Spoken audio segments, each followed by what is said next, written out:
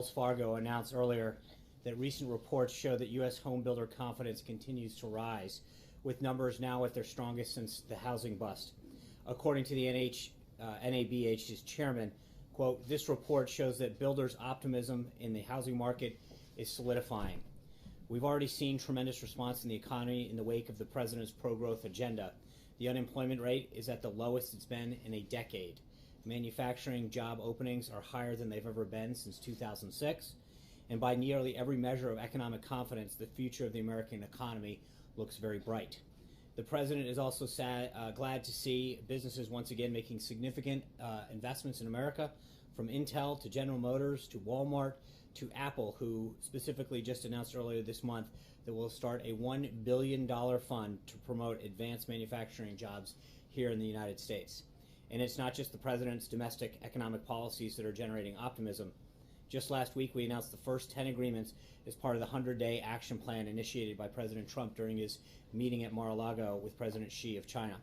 As I noted last week, these arrangements are major wins for American companies across many different industries and sectors, from natural gas to beef exporters to financial services, who will all now have access to the massive Chinese market. And of course, those negotiations continue between our representatives. We look forward to sharing future developments with you as this process continues to unfold. This morning, the President and the Vice President joins tens of thousands of officers and friends of law enforcement at the annual Peace Officers Memorial Service at the United States Capitol. This is the 36th year that the Fraternal Order of Police has honored the memory of the brave men and women who've lost their lives in the line of duty with this service and ceremony. In the Vice President's opening remarks, he reiterated the Trump administration's commitment to standing with the men and women of law enforcement, quote, "without apology." And the president said that these men and women are, quote, "the thin blue line between civilization and chaos. Words cannot express the depth of our gratitude," end quote. But he hopes that the actions of this administration will show our men and women in blue, quote, "how deeply we care and how strongly we feel about protecting those who protect us all," end quote. Earlier today, the president had the honor of meeting with officers and guests from police departments that recently suffered the loss of a police officer from Ulster County Sheriff's Department, Phoenix Police Department, and the New Jersey State Troopers. He also signed a proclamation in honor of Peace Officers Memorial Day and National Police Week. The president was honored to just welcome recently, in the last few minutes, the Crown Prince of Abu Dhabi to the White House for an official visit. His Highness is a strong partner of the United States and a leader in the Middle East on a number of important topics, including defense cooperation, regional security, and counterterrorism. The United States and the UAE recently concluded a defense cooperation agreement that will allow us to work more closely together to address common security threats. The President hopes to work together even more closely to resolve regional conflicts that raged across the region for too long. This is the President and His Highness's first meeting. They have a lot to discuss, including bilateral trade and investment, as well as regional security issues. At the conclusion of the meeting, we will make sure to have a readout. Later this afternoon, the Vice President will swear in Robert Lighthizer as the United States Trade Representative. Ambassador Lighthizer has spent decades working at the highest levels of American trade policy, including as Deputy U.S. Trade Representative under President Reagan. The President is glad to finally have an unquestionably qualified individual in place as we fight for better trade deals that will put the American worker first. And now that he's officially on board this afternoon, Ambassador Lighthizer is getting straight to work. Tomorrow, he will have a series of meetings on Capitol Hill, and on Thursday, he will travel to Vietnam for the Asia-Pacific Economic Cooperation meetings. With Ambassador Lighthizer swearing in after a historic show of obstructionism by the Senate Democrats, the President will now finally have his entire cabinet in place, able to fully implement the President's America First agenda across the entire spectrum of the federal government. In other cabinet news, Secretary Chao kicked off Infrastructure Week with an event with the U.S. Chamber of Commerce this morning, noting the newly reopened I-85 bridge in Atlanta as an example of what can be better accomplished with federal, state, and local governments working together. Secretary Chao will be traveling to Atlanta on Thursday for the ceremonial ribbon cutting. Secretary Perry is in Texas today as part of VA Research Week to announce the VETS Project, a joint effort between the Veterans Administration and the Department of Energy to help data map veterans' health records and solve health-related issues for veterans.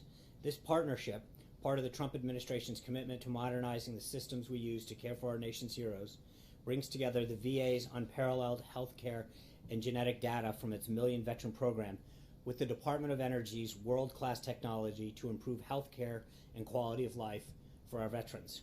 Secretary Shulkin of the VA will also be traveling this week to commemorate VA Research Week, speaking at the Brain Trust Pathways event in Boston on Wednesday. This event brings together public and private experts in research, treatment, prosthetics, IT, and other specialties to focus on new and innovative ways to support veterans coping with the effects of traumatic brain injury and head trauma. The State Department also had a few briefings today on the next step in addressing the Assad regime and the horrors it has committed on the Syrian people. The Trump administration believes that Syria's political future should be decided by Syrians in a free, credible, and transparent process. However, we also believe that in a free process, it's unimaginable that Syrians will choose to continue under the Assad's leadership. Syria will never be stable and secure as long as Assad is in power. The Assad regime has sunk to a new level of depravity, and it has done so with seemingly unconditional support from Russia and Iran.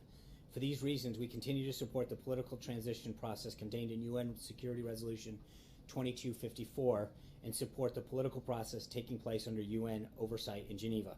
As we've said before, the United States remains open to working together with both Russia and Iran to find a solution that leads to a stable and united Syria. But in order for us to work together to bring an end to the violence in Syria, Russia and Iran need to acknowledge the atrocities of the Assad regime and use their influence to stop them. As you can see, it's going to be a busy week for the President, the Cabinet, and the staff leading up to the President's first foreign trip that launches this Friday. We take off for Saudi Arabia later on Friday, and I plan to have General McMaster here hopefully tomorrow to walk through the trip with further detail. And with that, your questions. Thank you, Sean. Just in China, NSC Senior Director Pottinger said the U.S. is forming a Belt and Road working group and say the U.S. company have much to offer. So what's the perspective of the U.S. future collaboration in this Belt and Road initiative? Yeah, as I mentioned with respect to the 100-day plan, I think there's a lot of areas that we are going to continue to work with China to develop a way forward. I think the relationship that the President established with President Xi down in Mar-a-Lago is continuing to pay dividends for our country. And whether it's this policy or trade or market access, we're going to continue to see all of those individuals from the President's cabinet that were down in Mar-a-Lago continue to work with their counterparts in China to find a path forward. John. Sean, a couple of topics, but first of all, back on what you said about Syria. Is the official policy of this administration now regime change in Syria? I think I've made it very clear what our policy is and continues to be. Over the weekend, a lot of complaints from Democrats about the Comey replacement process. First of all, that Jeff Sessions is leading the search. A lot of Democrats think that because he recused himself from the Russian investigation, he should not be in that position.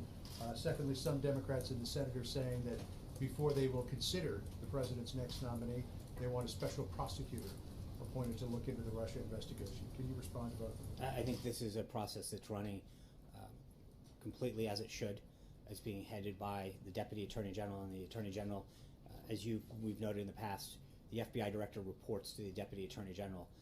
They continue to move through a series of highly qualified candidates, and it's, obviously this is a huge priority for the President to make sure that we have someone that has the ability to administer the proper leadership to the FBI. What about on the special prosecutor? I think there's frankly no need for a special prosecutor.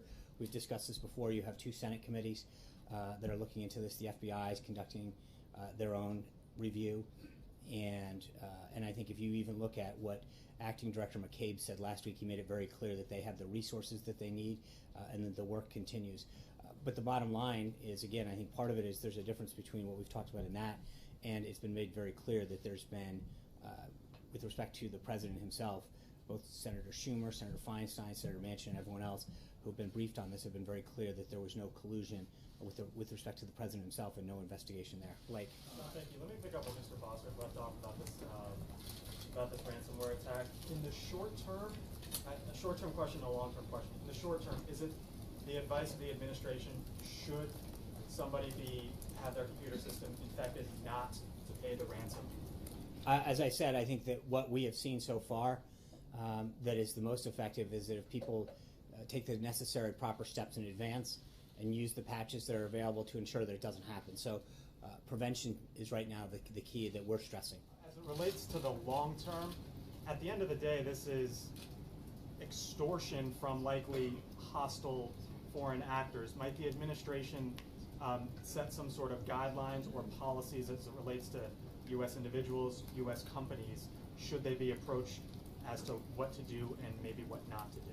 Yeah, I think we can, our immediate goal right now is to make sure that we're protecting our both individual, commercial, and government enterprises, and that work has proved to be, the prudent steps that were taken have proven to be fruitful, and I think we're going to continue that. Right now, obviously, that's the number one priority. Do you know why he mentioned FedEx?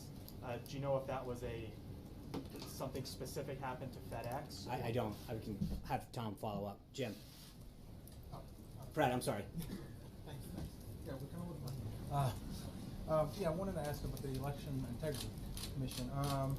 Is this is the primary goal of this going to be looking for recommending reforms to possible federal laws like the NVRA, or looking at cleaning the roads, or is it going to be more of an audit of the 2016 election? The executive order that the president signed and the vice president and Secretary of State Kobach are leading is a bipartisan commission of the state elections officials that are going to look at all aspects of election integrity, including voter fraud, improper registration, and allegations of voter suppression. So I think they're looking at this holistically. Okay, and one more. As far as North Korea goes, with the new South Korean government coming in, does the administration advise against their reaching out or outstretched hand that they had towards the North Korean regime, particularly after? I'm sorry, say the new South Korean government. Is the administration advising against South Korea reaching out to North Korea after this weekend's missile test?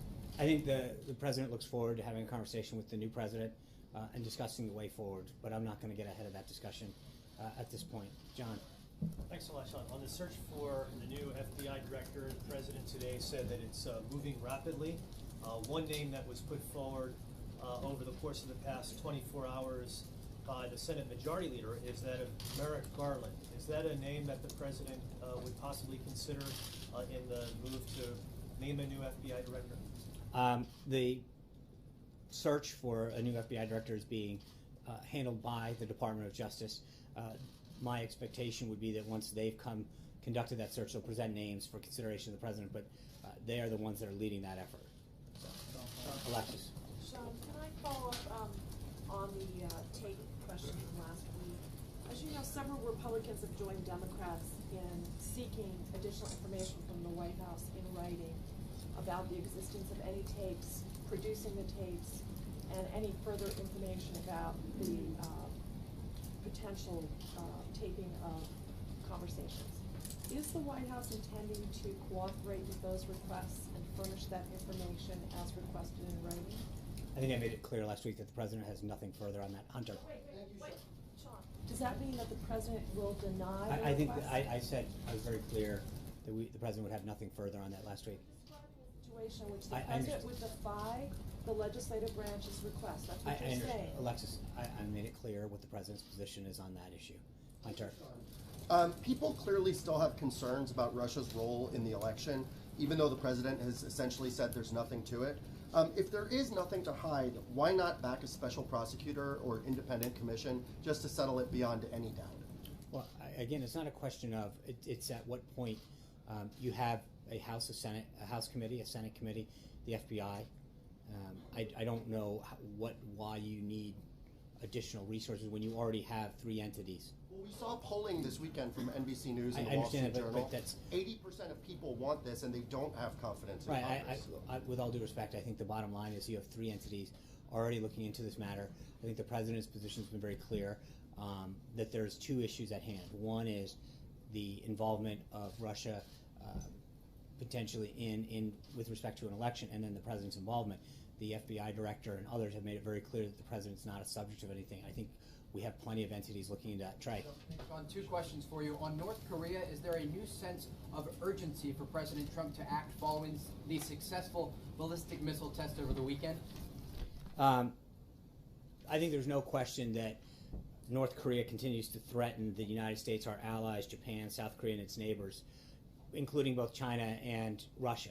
I think we are calling on all of those folks in the region, particularly China and Russia, to do everything they can in terms of sanctions to help resolve the situation and bring stability to the peninsula. On a quick domestic issue, what characteristics is President Trump looking for in an FBI director? I think obviously he wants someone with high integrity and the leadership skills to lead the entity, but I have not specifically discussed the qualities with him. Richard. Thank you, Sean. Two questions. First one, you told us over and over that for NAFTA we were waiting for Lighthouse, or Robert Lighthouse, as we confirmed now is going to be sworn in. Can you give us a better idea on the pace of the renegotiation of NAFTA now that we have a trade representative? Well, I think I'd have to check this calendar, but I think we've got an hour or two before he's actually sworn in, so you may want to give him a little bit of time. Okay, but can we say I don't, because until he's sworn in and assumes positions, as I mentioned, he's going to immediately go up to Capitol Hill and then off to APEC in Vietnam. So I'm sure we'll get around to it, but right now we still need to just go through the process of getting him sworn in. Jim. Just last week, quickly, H.R. McMaster touched the topic, but when the president will be with NATO allies, is he going to ask for a larger, bigger involvement in Afghanistan with troops on the ground from the members? I'm not going to get into what he will say or will not say. It's hell of an opportunity to make his position very clear when he goes in. But allies with soldiers on the I think ground? he hasn't until he hasn't even. I don't think we haven't announced the Afghan strategy yet. I think he's been very clear with respect to NATO. There's two issues. One is he'd like to see a greater effort placed on counterterrorism and on combating terrorism, and two is to see more of the countries live up to their financial obligation that they agreed to. Jim, sorry. Thank you, Sean. A two-part question. Is President Trump still committed to his 15% corporate tax rate? He's also under pressure to keep some existing loopholes, such as the eliminating the state income tax write-off for high state taxes, such as New York and California. So is he committed to the 15% corporate tax rate, and is he also full steam ahead on getting rid of the write-off for high tax states? Well, Secretary Mnuchin and Director Cohen outlined the principles of his tax reform plan. We continue to meet with stakeholders and members of Capitol Hill. But that conversation continues. As I said at the outset, they're continuing to meet with individuals, and those are part of those talks. So his plan has been pretty clear from the beginning as far as what he wants to see in the framework in which it's being guided. Should low-tax states, though, subsidize these higher tax states, because places like Florida and Tennessee can't write off zero income taxes? Again, I'm not going to get ahead of that debate. I think the principles that were outlined explain where the president's starting point is. He's going to continue to have those discussions. Eamon. Thanks, John. On the search for the new FBI director, there have been some critics who've said in this particular political climate, whoever it is shouldn't be a current or former politician. We saw the list of people who've been interviewed, and we see that at least two of them are either current or former political figures. Does the president have a feeling on whether or not having held elective office is a plus or a minus to hold that job? I don't, as I mentioned just a minute ago, I've not talked to him about the specific qualities he's looking forward to seeing, but I know the Department of Justice continues to meet with these individuals, and so we'll have to see who they put forward. Hallie. Thanks, John. I have two questions for you, but I guess I'm just looking for some clarity on one of my colleagues' questions here. Why won't you just explain whether or not there are recordings of I President's think the president's made it clear what his position is. That's not my question. So I why understand won't that you because explain? that's what the president's position is. So given that you refuse to confirm or deny any of this, how is any senior official supposed to feel comfortable having a conversation privately with the president? As I've said, Hallie, the president's made it clear what his position is. Even with these congressional lawmakers Hallie, calling to see I've asked if they exist. I answered the question over and over again the same way. So if you... So the second question that I have for you then is on the arguments that are happening now in the Ninth Circuit regarding the administration's travel ban. One of the lines of questioning has been why the president has not disavowed his Muslim ban. Will he do that? The president, the executive order is fully lawful and will be upheld. We fully believe that. I think there's no question. In fact, in one of the arguments in the previous cases, it was made clear that if anyone else had proposed this, which just shows that it is legally sound, people are misinterpreting it. It was based on the law and the authority that the president rightfully has. That's it, plain and simple. And that's my question is more: will he disavow the ban? He's never said it. Right. The lawyer said he did say he never has. But the point is that the ban the measures that he took in that executive order are fully lawful, fully compliant, and make it clear that they seek to keep this country safe.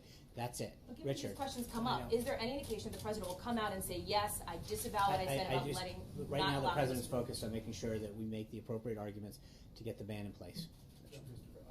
Thank you. That's okay. Considering, in contrast to much of the expression during the French presidential election, and that has been reported in France especially, there may be a lot more in common between President Trump and the new President Emmanuel Macron of France. Both former successful businessmen, both leaders of two very powerful countries, and two of the oldest allies going, basically. Knowing this, would the president look forward to an opportunity to bring this young president closer to him, maybe meeting on the borders at the G7, or maybe even inviting him here to the La Maison Blanche in the next few months? If we have updates to share on additional individual leaders that he will be meeting with or meetings that he'll have during his trip, we'll be sure to give you an update on that. But with respect to whether it's the French president or any other head of government, the president looks forward to reasserting America's role in the world and reestablishing some of the relationships. And I think what you've seen so far, whether it's President Xi or Prime Minister Abe or other individuals, as you can see by the week that we're having this week with the UAE, Turkey, Colombia, the president has made it very clear that he is going to do everything he can to reestablish relationships around the globe to help protect and advance our national interests. And this is a special one. There are also, I mean, look, I Before agree. we were Right. Republic? I understand. There is a lot of relationships that the president wants to strengthen for the good of this country. John. Thank you, Sean. Two brief questions. First, there are reports, and it may be confirmed by now, that Mrs. Callista Gingrich will be the third woman to be U.S. ambassador to the Holy See. Official? Nothing's official until it's announced. Has her name been vetted with the Vatican? I'm not going to. That's a nice back try, but I'm not going to. The answer is we have no personnel announcements. The other question is not related to personnel, but process with the FBI director. Sarah spoke last week about an interim or acting director of the FBI, but with the interviews that you described with the Department of Justice, can we expect that the name who is nominated for the position from that podium will be for permanent director and promptly submitted to the Senate? That's what I believe the president's expectation is, yes. So no interim or acting? Well, I mean, you have an acting now until someone's selected, but the reason that the president's team is going through this process is to select the next director. Mara. I know this isn't on the front burner right now, but I have actually the healthcare question. Okay. As it goes to the Senate, I'm wondering if the president's negotiating strategy will change. Does he want to get involved earlier? Does he want to wait till the Senate kind of comes up with something? Does he have anything in particular he wants them to keep from the House bill, get rid of from the House bill? What's his approach to this new chapter in the AHA-CA repeal process? Well, I think he feels very strong about the product that came out of the House, but he recognizes that the Senate has a duty to review it and to come up with ideas, and if it can be made stronger, then great. He's continued to have conversations with members of the Senate. His staff has had them as well. Our legislative team and others are in communication with the Senate, and we'll continue to work with them, but obviously they're an independent body. They have a right to go through their own process. But if we can make the bill stronger in any particular way, that's something that he'll support. But he kind of came in at the end to kind of close the deal in the House. Does he want to get involved more in the earlier stages of the process in the Senate, or just stick with the same negotiating strategy? I think that the team has been intricately involved in the process for quite some time, and the president, by several accounts, was involved in a way that people hadn't seen on Capitol Hill in a long, long time. Jill. Two things. Just going back to the FBI director search, should we expect the president to begin interviewing personally the short list before he leaves on the trip? I think that's going to be driven by the Department of Justice, and as soon as the Department of Justice has a recommendation for the president, then we'll move on. But at this time, there's no update on where that is. And then I want to go back to, you started off with Syria there. The State Department today, of course, announced that the Syrian government has apparently been carrying out mass killings. burning thousands of prisoners. I'm wondering if that crosses any kind of red line for the president, and whether we should expect to see any kind of military response to that. Well, the president's always been clear that he's not going to telegraph actions that he takes. So that's number one. Number two is I think what is important about what the State Department did today was to really enumerate the atrocities and the human rights violations that have been committed, and then further ask the world community to join with us to put pressure on Syria. Should we expect any direct action by the president? I don't think the president's made clear over and over again that he doesn't telegraph his actions. He's going to be continuing to raise this issue, but when he's ready to act, he'll let everyone know. Jen? When it comes to vetting for the FBI director, after the experience with Michael Flynn, is the White House recommending doing anything differently with vetting the FBI director? Are you already doing something different with that vetting? I'm not going to get into internal processes that exist, but obviously, you'd have the full resources of the FBI. So I'm not going to get into how that process is handled. I'm not going to get into the processes of how that's being done. Sean? Yeah. Okay. Two questions. One to follow up on Hallie's question. How has the president made it clear what his position is on the I've answered that several times. How has he made it clear? All I've seen is the tweet. Right. So that's his position. He said that he has nothing further to add. Okay, but he had types and Caitlin, quotes. I understand. Okay, I just wanted There's to get nothing further to clarification add on on it. My second question is, has he made any other inquiries about the Russia investigation to any other FBI officials? I don't, not that. I haven't asked him about that, but I'm not aware of anything. Okay, and one small follow-up. Last week you said you would get back to us on who requested the dinner between him and Comey. I still, I apologize. I will follow up on that today. I think one of the things that's important with respect to that, just to clear something up, I think that there was clearly bipartisan support that Jim Comey wasn't up to the job. The president has every right to fire a person because he believed Director Comey lacked the judgment and the decision-making skills and wasn't up to the job. The president's reaction to this, to what his position has been completely misrepresented. If you think about what he said to NBC News, he said, one, he didn't care that this action would make matters worse for him, that it, quote, might even lengthen out the investigation because he would take action against Jim Comey in firing him. He said that he wants the investigation to be done, quote, absolutely properly. And he said that he might even confuse some people that he would take this action knowing it would make matters worse for him. The actions that he took, he knew could be detrimental to himself. But none of those things mattered because the president had to do the right thing for the American people because he believes that Jim Comey was the wrong man for that position. And I think that we've got to be very clear as to the reason that the president took the actions that he did. He knew that what he did could be detrimental to himself. It could lengthen the investigation. But he knew it was the right thing for the country, the right thing for the FBI, and the right thing to get to the bottom of this. Why did you believe Comey was the wrong person for the American people? Because he didn't have the leadership skills necessary to lead that institution. And as he said in the statement at the time, the FBI is the crown jewel of law enforcement, and they deserve a leader that can properly lead the institution. Thank you guys very much. I'll see you tomorrow. Thank you. Give us a special prosecutor.